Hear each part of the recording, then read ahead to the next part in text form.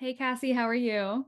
Good. I'm nice and cozy, and it looks like you're cozy too today. What are you wearing? Oh my gosh, yes. I am wearing the My Muse sweat set that they sent over. We are so thrilled that I don't know if we're like on their PR list or what, or they just wanted to send this to us one off, but I'm loving it. I love a good set and I love that we're matching right now. Oh my gosh, I know. They're so fun and the design is great. They've sent us stuff before, but I feel like they've really ramped up their like design branding schemes and Oh, I'm loving it, which we're also sipping on My Muse, which is great. So what flavor do you have, Erica? I have the Orange Glad flavor and it's really, really good. It kind of reminds me of like a mimosa or something, but like without the alcohol. And it's adaptogen focused soda. It's one of those like healthier sodas out there on the market and it's Yeah. actually pretty good. What flavor do you have? Yeah, I have Passion, which is actually a collaboration they did with Dixie D'Amelio, the TikToker. And we talk about, I feel like, kind of the influencer collaborations that brands are doing with creating their own product lines all the time. So this is kind of cool to be able to Yes. experience one of those firsthand. So shout out to them for doing a collab with Dixie. I think it's great. I love that so much. I think that's so clever. And I'm excited to see more brands do similar things this year and even Yes. beyond. So, Yes. Cassie, well, what have we been up to? I wanted to hear a little bit from you before we dive into today's episode about career growth. Yeah. What have you been up to personally, professionally? And then we'll talk a bit about the event that we were just at. Yeah. So personally, I mean, not much, honestly, just hanging out with my dogs over here at home. But yeah, professionally, we recently attended Possible, which is awesome. We had the founder of the conference on the podcast a few weeks ago to just kind of chat about the conference as a whole, benefits for professionals attending conferences. But it was great. Did you have a highlight session that you attended, Erica?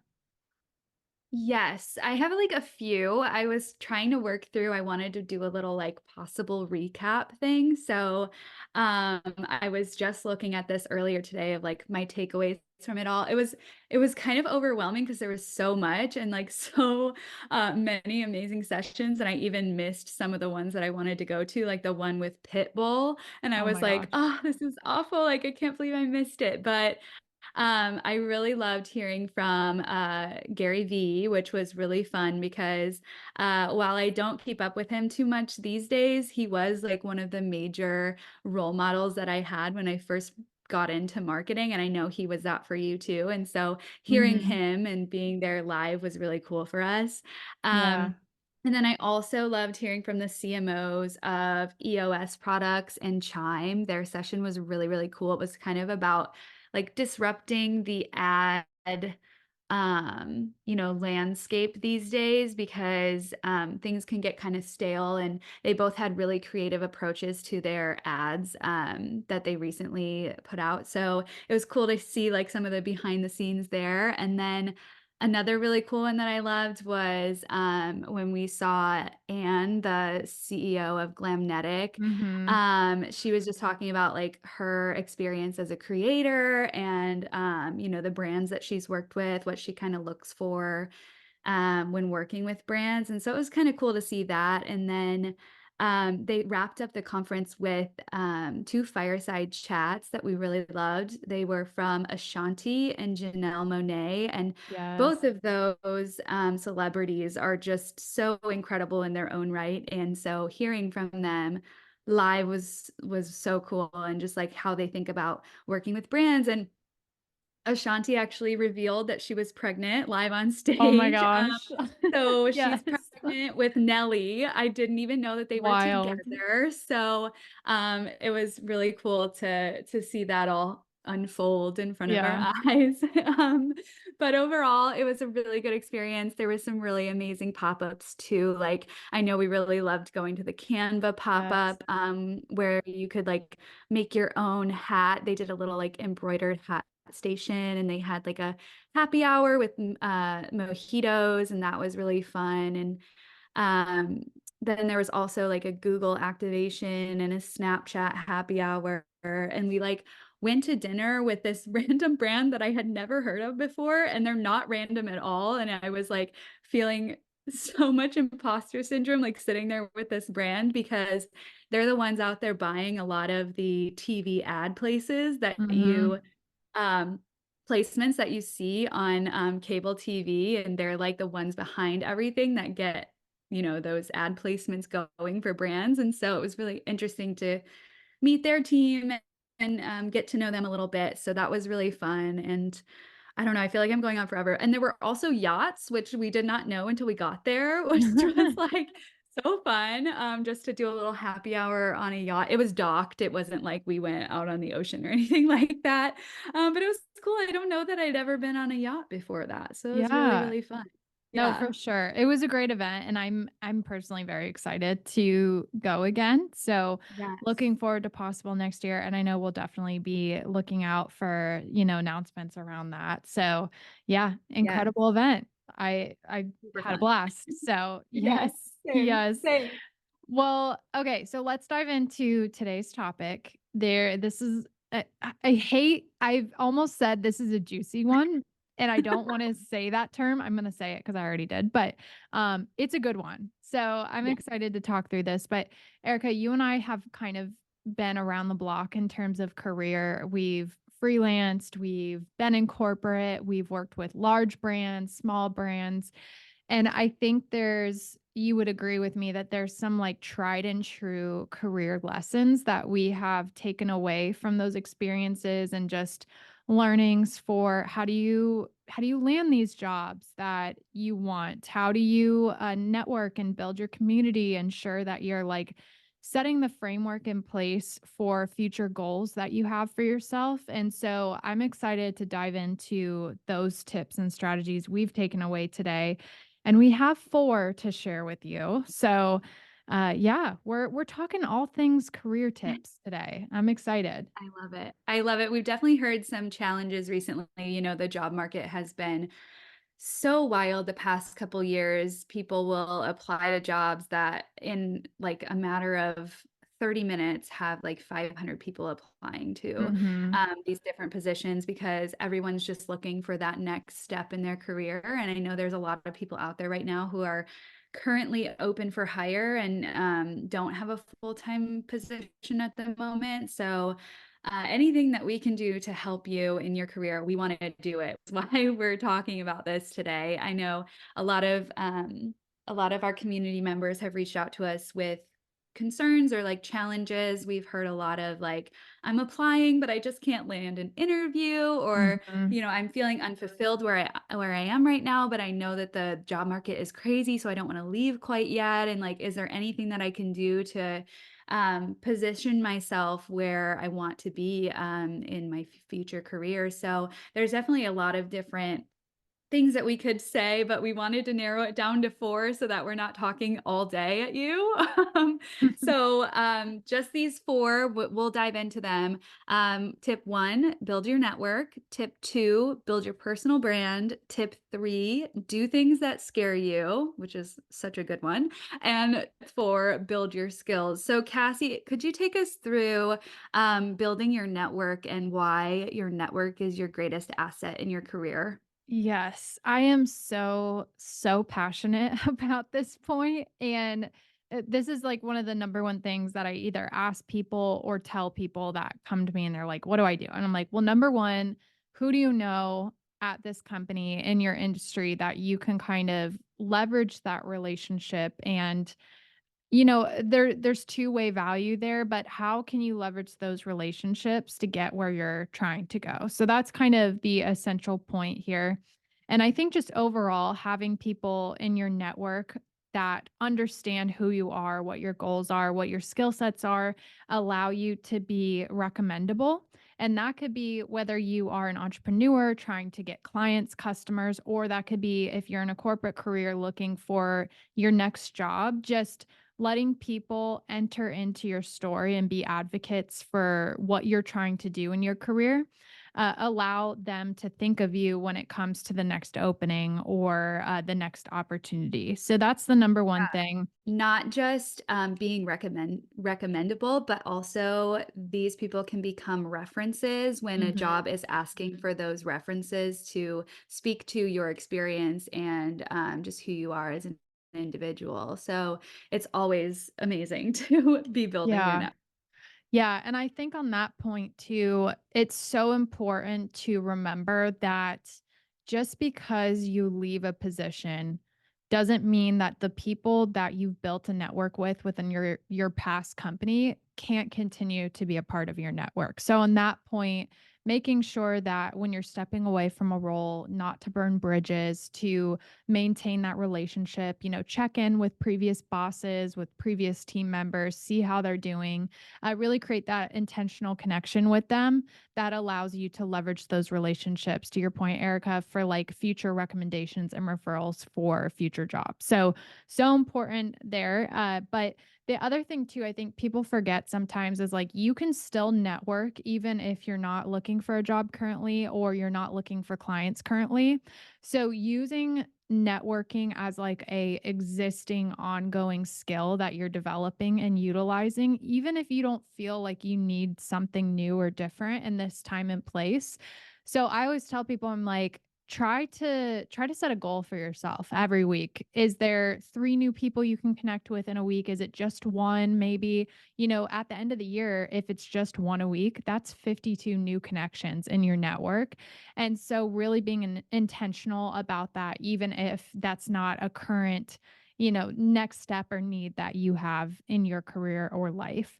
And I think too is thinking about when you're trying to figure out who to network with, think about where you're trying to go in your future and connect with people in your dream roles or at your dream brand. So I think this is so important to before you start networking, like really have a list of what are these brands I ideally love to work with? What are the roles that I would like to have? And scope out people in those spaces that you can just pick their brain, talk to them, see how they made it, see how they got there.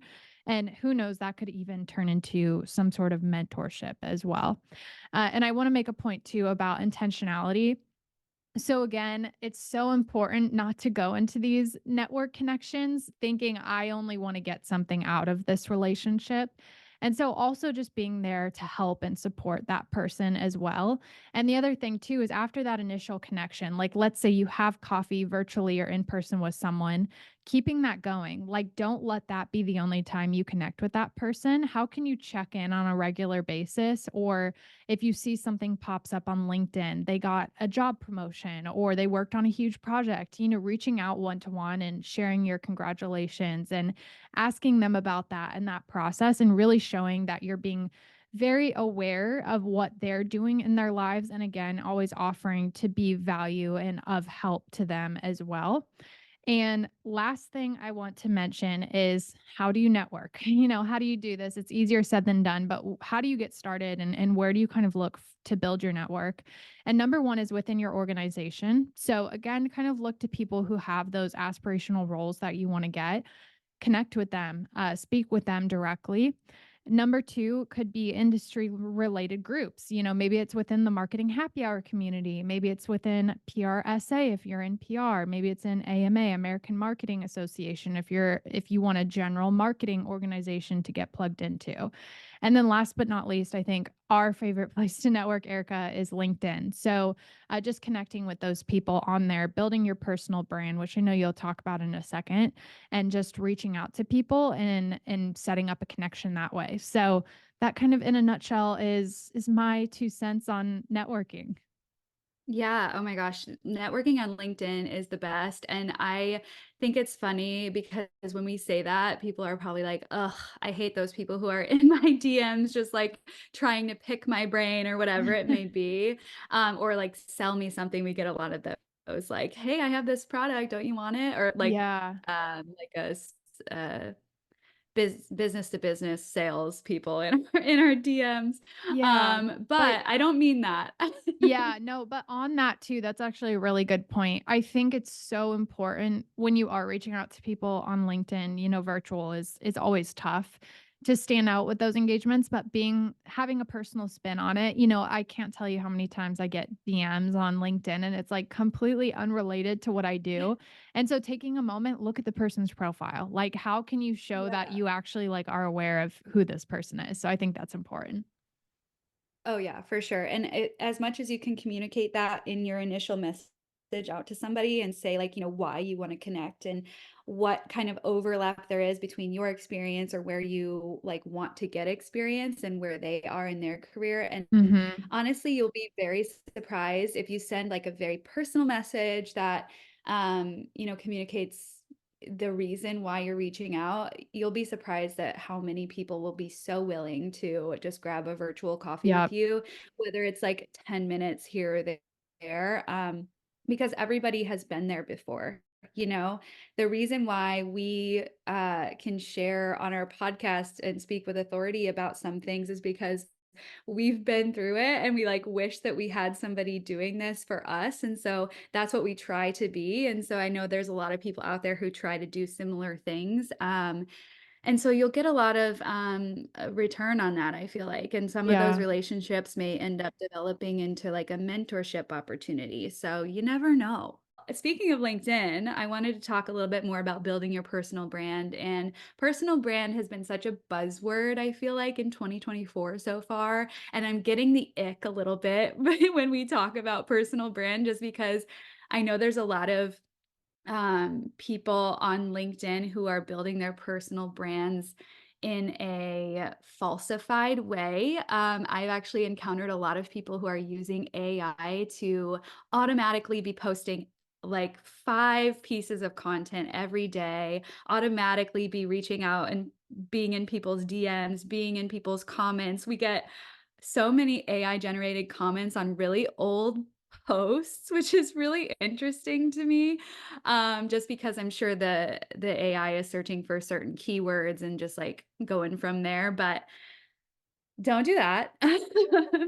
But actually building your personal brand, is actually truly important, you know? You wanna be optimizing your profile so that when you are reaching out and trying to network on the platform, people can browse your profile and realize like who you are, what you do, how there might be some overlap between the two. And I think certain ways that you can optimize your profile, I would say include quantitative data wherever you can. So if there's in your header or your about section or your even in your experience where you denote what you did at individual companies, that outlines how many people you have in your community or how many people you've impacted in this role or how many have come to your events or things like that, and include like your press highlights, event recaps, anything that you have that can speak to um, the expertise that you have and the things that you have done is going to be really helpful there. Another example is, I think I've seen teaching 40,000 marketers how to do this with my weekly email newsletter. Like you definitely want to have that quality quantitative data because then it really speaks to the impact that you are having and the people that you are reaching.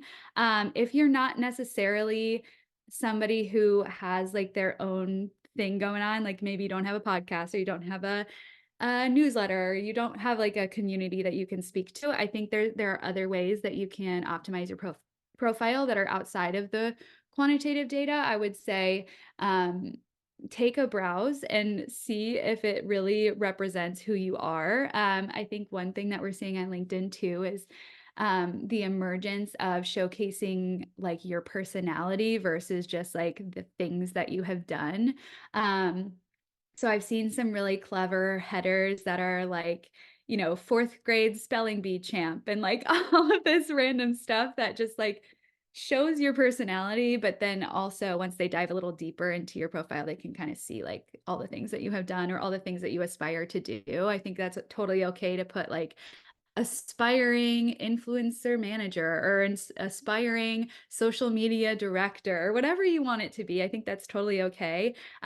Just to like give more context to even why you're reaching out to people in the first place. I think you can also showcase your authority through content. So whether that's commenting on LinkedIn's like industry news updates, they'll always source like user comments on some of those things. So you can do that. You can create your own content with a newsletter or, writing your thoughts on whether it's like an industry related topic or just like your thoughts on career or your thoughts on networking or your thoughts on what podcasts you love. Just make sure that you call out marketing happy hour if you do that. Just kidding.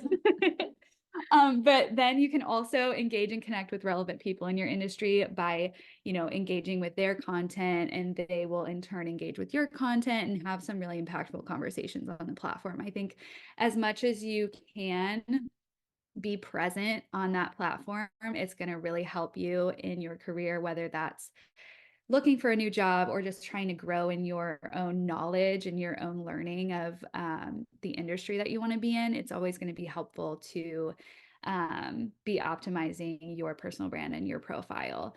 Other ways that you can build your brand too, you can speak on behalf of your organization at conferences or share your expertise on podcasts like Marketing Happy Hour, or you can start a blog or share your portfolio on your website. And you can attend events like Possible, where you get to network and meet with a lot of people and, share information and knowledge. And I think that's really impactful to have those in real life connections too, because a lot of things these days are virtual. I know I just went on and on about LinkedIn, and that's all on a computer, and it could be totally different when you meet somebody in person. And so it's really good to have that like human to human connection as well. But Cassie, I'm really excited about the next topic that you're going to go over. Yes. Yes, yes, yes, yes. So good, by the way. I think personal brand is just overall so important. I think we always think about that in like an entrepreneurship space, which is of course very important, but being a corporate career person as well, just having a brand presence online to showcase your skill set is so important. But tip number 3 is do things that scare you. So I am a firm believer that just in general, there's a lot of personality traits and attitude and whatnot that can help push you forward in your career. But specifically, something I want to call out is just courage to speak up for yourself, to advocate for yourself in your career, to share your goals with specific people that can help you get to where you're trying to go. And also, just overall, constantly challenging yourself and pushing yourself to do literally the things that scare you can be so, so beneficial for you personally and professionally. And just flexing that muscle always is so important. So, a couple of things that come to mind when I think of this topic is number one, just speaking up in meetings. We talk about this all the time on the podcast, and this is something that I personally struggled with early on in my career. Is I would hold on to this idea for a campaign, for a post, whatever it is, and I'd keep it in because I either was A, too afraid to speak up, I was quiet, whatever, or B, I thought the idea was stupid. And it's like if every single person did that with their ideas, imagine like how much we'd be missing out on in terms of just brand opportunities and things like that. So, encourage you to advocate for your ideas, but also advocate for your values and what you want out of your career. This is something that I feel like you and I both have gone through, Erica, but just knowing when things aren't right in your, whether it's your business and clients that you work with or in your corporate space, if things are happening that you feel are unethical, they're just going literally against your personal values as a human being, not being afraid to share that as a challenge you're having with your leader, with your client, or whoever it is. And I think having that conversation is a really clear tell of should you move forward in that position or in that opportunity, or is it time to potentially step away from something? because I'm a strong believer too in career or the people that you work with finding value alignment. And if that's not there, it's really hard to get behind what you're doing. And so that also is so incredibly important. And then another thing too is just sharing your goals with your leader, with your manager. I think we forget that a lot of times, unless we speak up and share what we're trying to do in our personal careers, our leaders and managers just have no idea. And so, just by putting that out there and putting that on the table, the goal with that is that your manager will keep you in mind for future opportunities that align with your goals, or at least that's the hope, right? But unless we share that openly and out loud, your manager or leader is just not going to know that that's something that you're trying to achieve, and you may miss out on a future opportunity in that space. The other thing, too, that's kind of simple and ongoing, but just asking to present in meetings, in lunch and learns, work on your presentation skills. Again, this is something early on that absolutely terrified me.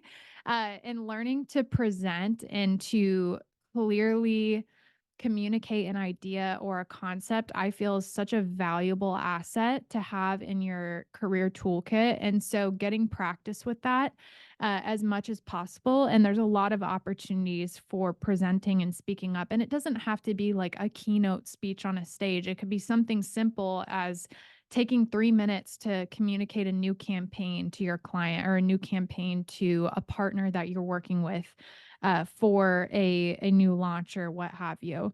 And I think just overall too with this, a lot of times we feel afraid to reach out to people and network. And so going back to my first point, not being afraid to reach out to even aspirational people with roles and working in different businesses that you would love to work with. I think it seems scary sometimes, and you're like, oh, they're the CMO, or oh, they're the, whatever the role is, they're not going to answer my message, and just not being afraid to make that ask. And lastly, something that I have talked about personally working in my career is if you want to work with a company, even if there's not a role open that fits your skill set, not being afraid to just reach out and ask, and even just ask to get on a list for future opportunities or reach out to a recruiter and just make that connection with them and let them know what your goals and ideas and plans are and see if you can build and maintain that connection and hopefully be an option for a future role. But Erica, tip number 4, what do you have for us?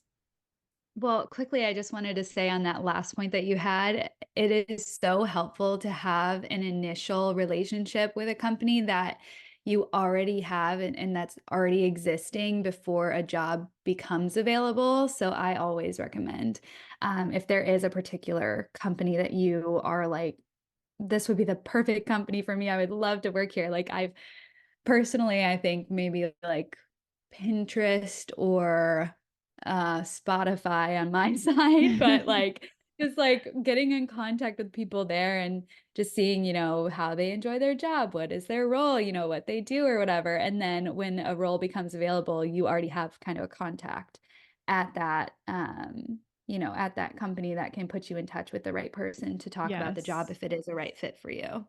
So Couldn't agree more. love it. Okay. Well, lastly, I know we're like wrapping this up here.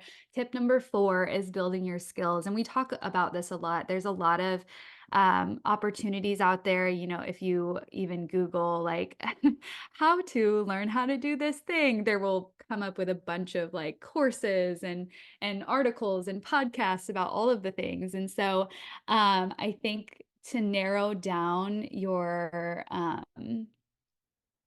options and the things that you want to actually be learning. You can look at some job descriptions for future roles that you hope to hold. I mean, my favorite thing is browsing the LinkedIn jobs page and just like looking at jobs and what's out there and what companies are looking for and the kind of skill sets that they're looking for within those roles. So you could take a peek at that and then see where your resume might have some gaps or some skills that are listed on those jobs that you may not currently have, and then go from there. There's a lot of resources. I know Coursera, I think, is a website where you can learn a lot of things. Skillshare, there's LinkedIn courses, and I think there's even like Google courses and Meta courses and all sorts of courses. So anything that you want to learn, I am sure there's something out there that will teach you exactly how to do it. And there's some trusted resources too. I know we listed a lot of those trusted resources in our MHH starter kit, which is a resource that we have that outlines some of our past episodes and like some like getting started tips for being a part of the marketing happy hour community. But we also included some ways to build your skills in that document that you can download for free too. And I'm sure at the end of this episode, we'll put in our little ad for that. But wanted to mention it there just so that you have a concrete place to go to when you're looking for some of those trusted resources and where to build your skills. But I think something we always recommend is that it is crucial to stay sharp on technology, platforms, soft skills, all of those things, especially as the landscape changes so rapidly. I think in marketing, it can be easy to become complacent with your role and the things that you do on the day to day. And you just like forget to challenge yourself and learn more and develop your skill set. But I would say challenge yourself to once a quarter or something like that.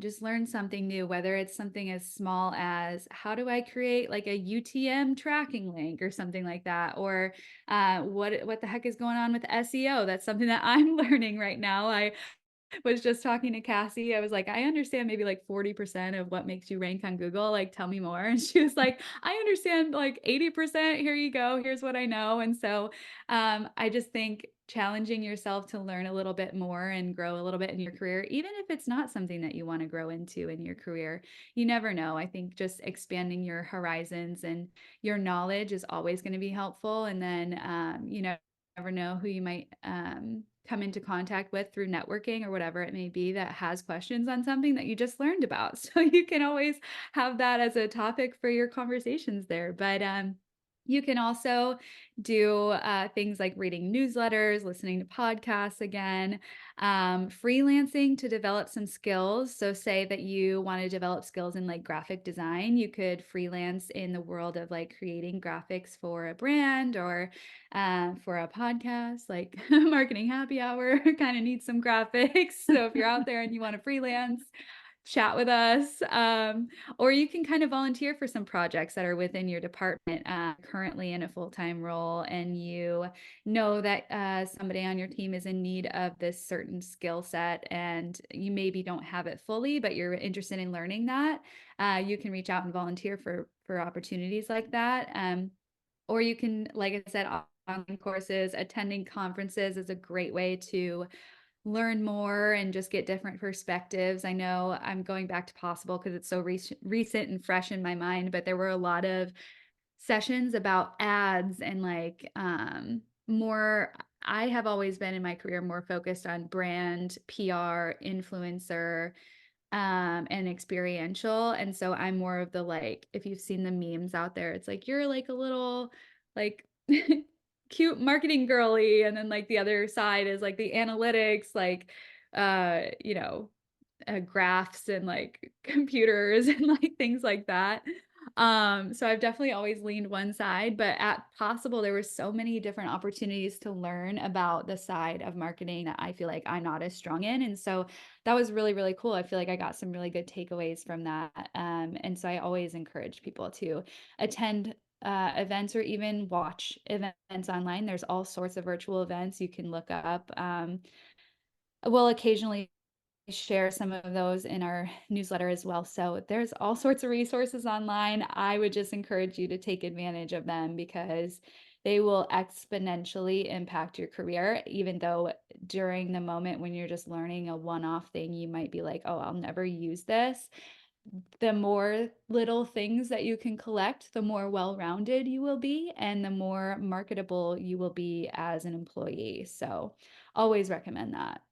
Yes, yes. Always being open and eager to learn and know that you are not ever kind of at your end of learning. And I think even just having that mindset will open you up to uh, including that as like a normal and consistent practice in your life. But wanted to share too, very quickly as we close out, a couple of resources that we have available to you as you are looking to develop in your career or look for your next job or what have you. You know, of course, we have this podcast and we've had some amazing conversations on career, resumes, networking, finding a mentor, etc. So encourage you to check those out.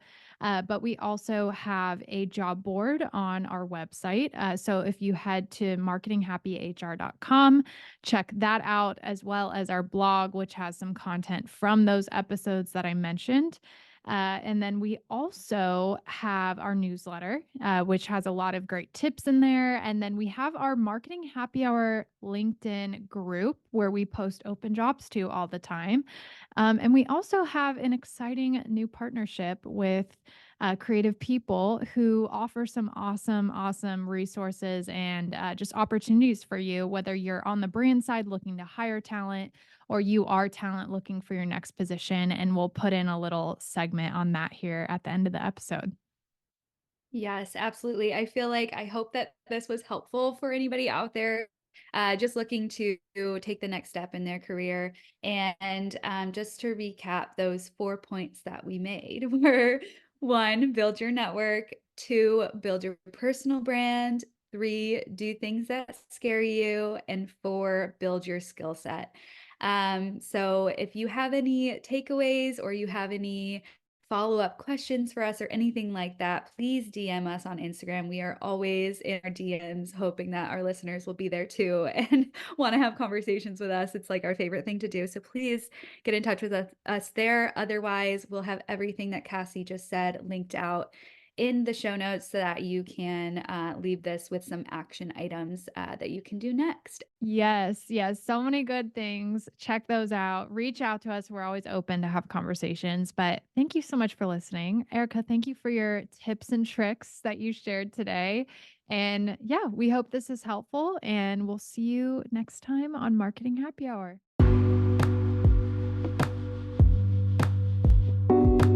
This episode is brought to you in partnership with Creative People. Creative People offers a human first approach to the recruiting process for both brands and talent to help build best in class product, design, and marketing teams for the world's most disruptive startups. If you're looking for an excellent partner to assist you in searching for and hiring your next team member, head to creativepeople.com to get started. Don't forget to tell them you were referred by Marketing Happy Hour.